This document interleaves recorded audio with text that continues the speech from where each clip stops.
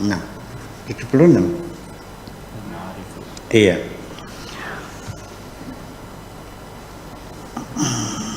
Al-ma'arifu al-muta'alliqatu bis-siwa, segala macam ilmu pengetahuan, ilmu dan pengetahuan, ilmu dan pengetahuan atau ilmu pengetahuan, ilmu dengan pengetahuan, science dengan knowledge. Ya, mesti dibedakan. Al-ma'arif itu apa? Apakah pengetahuan, apakah ilmu? Ya.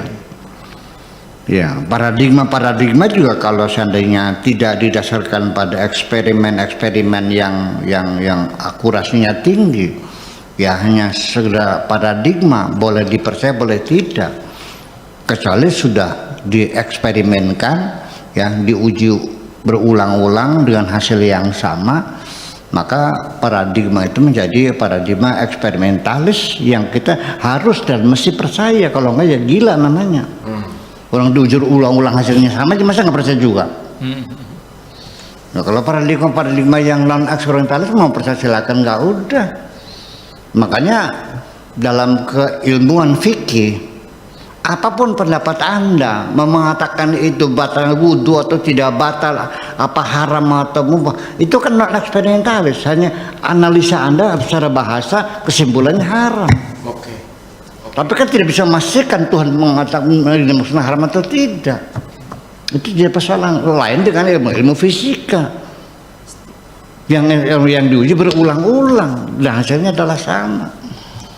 Ya kan berbeda. Makanya kalau berbeda masalah fikih mah nggak usah bertengkar lah. Semua juga hanya paradigma yang non eksperimentalis, hanya analisa sifatnya nggak ada direct evidence kok. Yang ada hanya circumstances evidence kok. Iya, pertimbangan ini alasan ini, konjugasinya ini, morfologinya demikian, seperti itu aja. Iya, jadi kesimpulan apapun adalah ada hasil pikiran kan gitu. Kok kenapa jadi bertengkar? Dan ternyata para ahli fisikawan yang berbeda pendapat tidak bertengkar malah. Iya. Ya, memang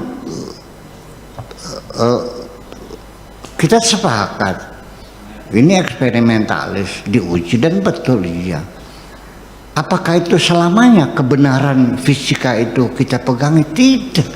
Suatu ketika akan terbongkar akan kekeliruannya, kekurangannya, kealpaannya, kurang ketelitiannya, akurasinya tidak tepat sekali, maka direvisi.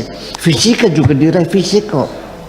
Tidak ada yang abadi, apalagi ilmu sosial. Nah itu kan yang jadi harus kita perhatikan kan seperti itu. Nah lucu kan? Jadi artinya ketika Anda menyentuh istri Anda, wudunya batal enggak? Kita nggak tahu. Yang mengatakan batal ada, yang mengatakan tidak batal ada, yang tergantung ada. Kalau sentuhannya ada syahwatnya, batal wudhunya. Pendapat Imam Hambali. Kalau yang mengatakan wudhunya batal, Imam Syafi'i. Yang mengatakan tidak batal, Imam Malik. Yang benar mana? Yang nggak tahu. Semuanya mereka itu merujuk kepada firman Tuhan, aula mastumunisa, ayatnya sama tapi kesimpulannya berbeda-beda. Lalu gimana? Nah itulah makanya yang menyebabkan kita berbeda itu ada hanya dua sebabnya yang permanen. Satu, subjektivitas kitanya sendiri, kemudian relativitas yang melekat pada objek kajian kita.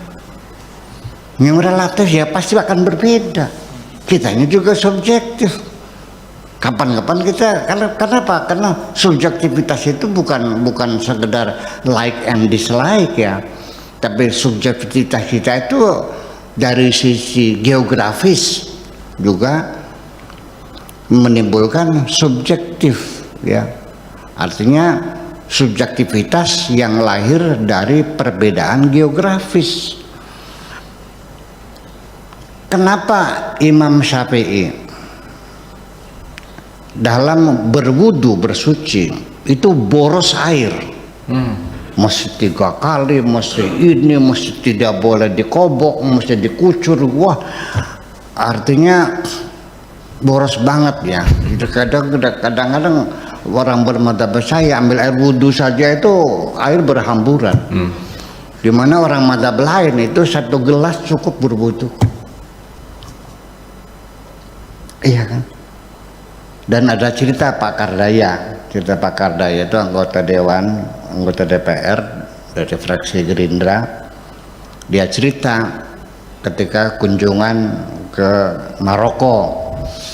Dia sholat asar barangkali ya. Buka keran dia wudhu. Ya wajar kan? Dia wudhu. Terus sudah selamatin. Dimarahi oleh orang yang ada di sekitar. Kamu gimana gitu mau buang-buang air begitu, air itu nikmat Allah. Dimarahin. Jadi bagaimana? Ya pakai gayung. Dia harus pakai gayung, ditaruh di gayung, kerannya tutup. Nah gayung itulah yang dipakai. Seperti itu. Nah, jadi artinya bahwa kenapa Imam Syafi'i menghukumi air itu menjadi mustamal ketika kita kobok airnya itu, air 1 baskom dikobok gitu, airnya mustamal, jadi harus dikucur gitu. Tapi kenapa kalau Imam Maliki tidak ada air mustamal, selagi air itu masih belum berubah warnanya, belum berubah baunya, belum berubah rasanya, yang ada masalah, silakan dipakai buat wudhu. Perbedaan ini adalah disebabkan karena apa? Subjektivitas Imam Syafi'i dari sisi geografis, bahwa dia itu selama beristihad tinggalnya di pinggir Sungai Dajlah. Jadi matanya melihat air berlimpah ruah, makanya boros air.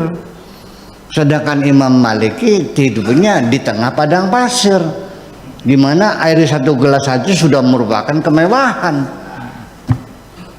dan sangat mahal harganya, makanya sangat menghemat sekali air. Itu kan jelas sekali. Ya, jadi faktor secara geografis, sosiologis, historis, ya, apalagi dengan psikologis dan sebagainya yang menyebabkan kita akan selalu berbeda pendapat semacam itu. Nah, itu artinya bahwa sahabat-sahabat sekalian, bahwa pengetahuan apa saja, kembali lagi al-muta'alliq atau bisiwa selain dengan Tuhan itu nukira fil ma'arifi allati tata'allaqu bi. Semua ilmu pengetahuan yang berhubungan dengan selain Allah, artinya baik ilmu fisika, ilmu sosial, ilmu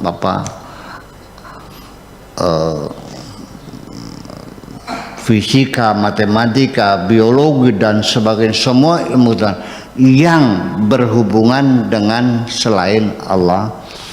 Kalau hubungannya dengan tumbuh-tumbuhan namanya botani, kalau hubungan dengan kajian kemanusiaan namanya humaniora, kan gitu. Kalau ilmu dengan sosial namanya ilmu-ilmu sosial dan sebagainya. Nah, kalau yang berhubungan Tuhan, ilmu teologi, ilmu ketuhanan, itu bahwa semua ilmu pengetahuan yang berbicara selain Allah, artinya yang jadi objek kajian adalah materi benda alam, nukira fil ma'arif allati tata'allaqu bi, maka menjadi undefined, ya, apa ya, nakira itu apa ya, dia unlimited, unpredictable, undefined, unknown, ya, yang tidak diketahui. Jadi ilmu-ilmu pengetahuan yang kita kuasai itu sama sekali kita tidak bisa membuktikan ilmu yang berhubungan dengan ketuhanan. Jadi artinya bahwa dengan segudang ilmumu tetap engkau tidak bisa membuktikan akan keberadaan Tuhan yang kau yakini itu.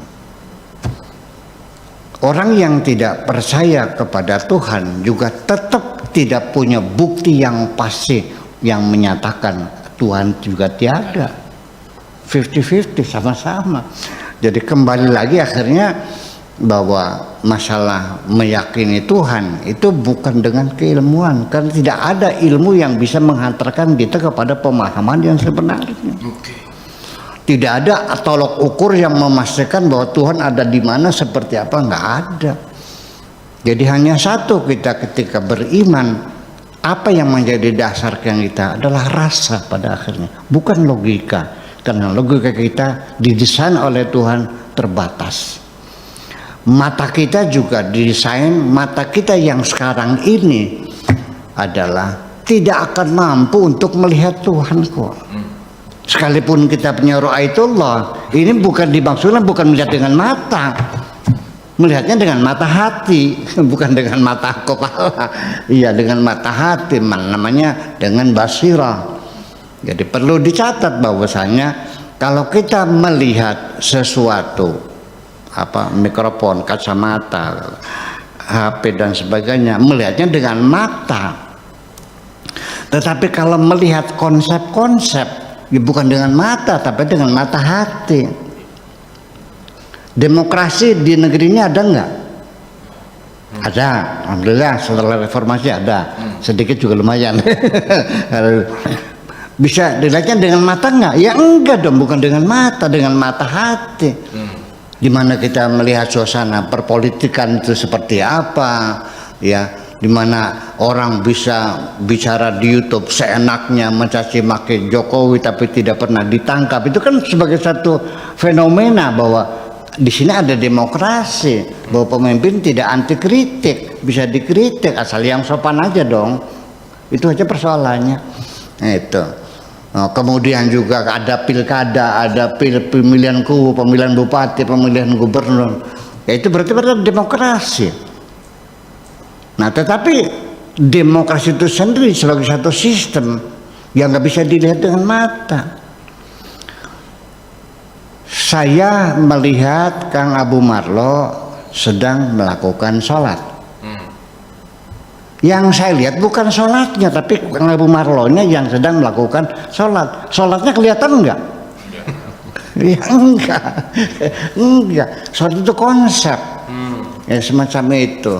Nah, ketika sesuatu yang bersifatnya konsep, namanya kegaiban, ya artinya dengan mata hati, dengan perasaan dan sebagainya, bukan dengan logika dan bukan dengan mata. Itulah makanya nukira itu jadi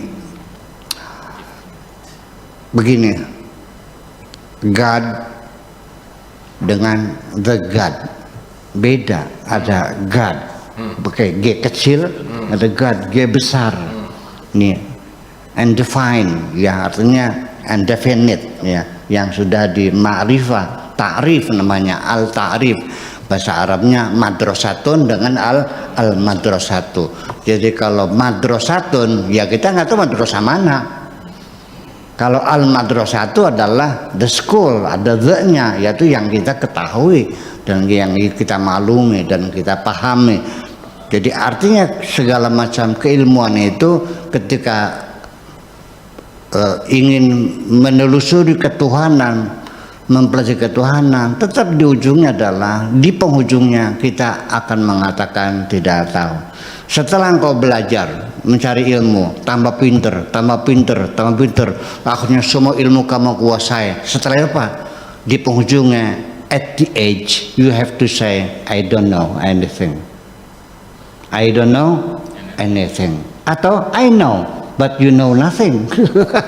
Iya, di penghujungnya at the age you have to say I don't know anything.